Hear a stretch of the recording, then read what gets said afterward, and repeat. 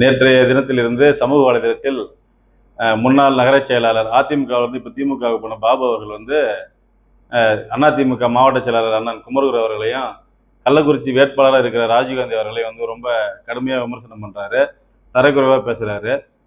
இந்த பாபு அவருடைய மனைவி அழகுவேலை ஒரு அறிமுக சட்டமன்ற உறுப்பினரை அறிமுகப்படுத்தி அவங்கள அரியானையில் ஏற்றி அழகு பார்த்தது அண்ணன் மாவட்ட கழக செயலாளர் குமரகுரு அவர்கள் தான்.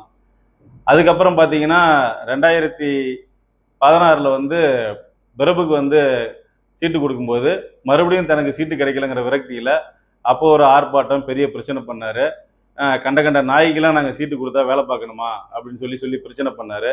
திரும்ப கட்சி ஆட்சிக்கு வந்தோடனே சமாதானமாகி வேலை பார்த்தாரு.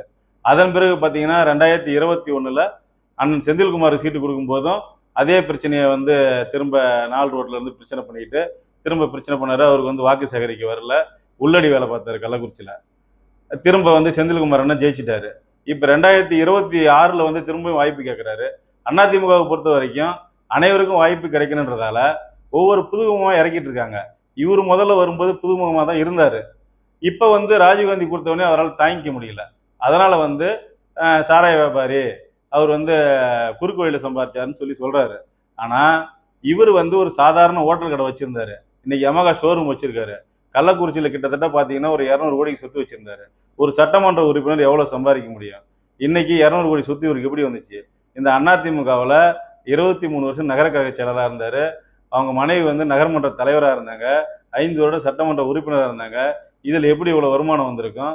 இவர் குறுக்கு வழியில் சம்பாதிச்சுட்டு மற்றவங்களை அவதூறாக பேசுகிறாரு. ஒரு 20 நாளைக்கு முன்னாடி பார்த்தீங்கன்னா நகர தலைவர் சுப்ராயல் அவர்களை கம்பி திருடன் சொல்லி இதே கச்சேரி ரோட்டில் கண்டமேனிக்கு பேசினார். வசந்த கார்த்திகேயன் அவர்களை பயங்கரமான விமர்சனம் பண்ணார். இந்த பஸ் ஸ்டாண்டு வழக்கு தொடர்றதுக்கு கூட வந்தார். ரியல் எஸ்டேட் பண்ணி அதில் 1000 கோடி வசந்த கார்த்திகேயன் சம்பாதிச்சிக்காருன்னு சொன்னார். ஆனால் இன்னைக்கு தனக்கு சீட்டு கிடைக்கலங்கிற விரக்தியில் திமுகவில் போய் சேர்ந்துட்டு அவர் எந்த வாழ்க்கை கொடுத்ததோ அந்த கட்சியை பற்றியும் அந்த கட்சி நிர்வாகத்தை பற்றியும் அவதூறாக பேசுகிறாரு.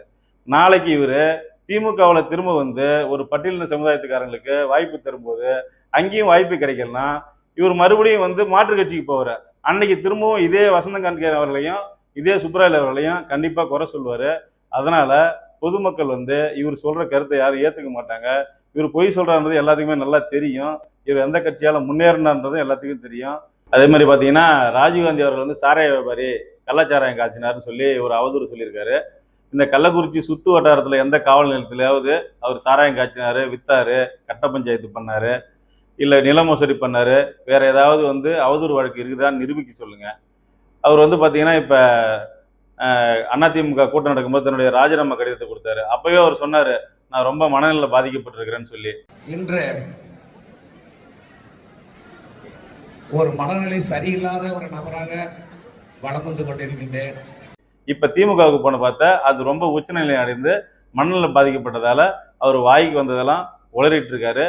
ஒவ்வொரு தேர்தல் வரும்போதும் இந்த மாதிரி நாடகத்தை நீங்க நடத்துறீங்கன்றத இந்த தொகுதி மக்களும் இந்த கள்ளக்குறிச்சி வாழ் மக்களும் நல்லா புரிஞ்சுக்கிட்டாங்க. அதனால நீங்க சொல்ற எதையும் மக்கள் நம்ப மாட்டாங்கன்றத முதல்ல நீங்க தெரிஞ்சுக்கிங்க.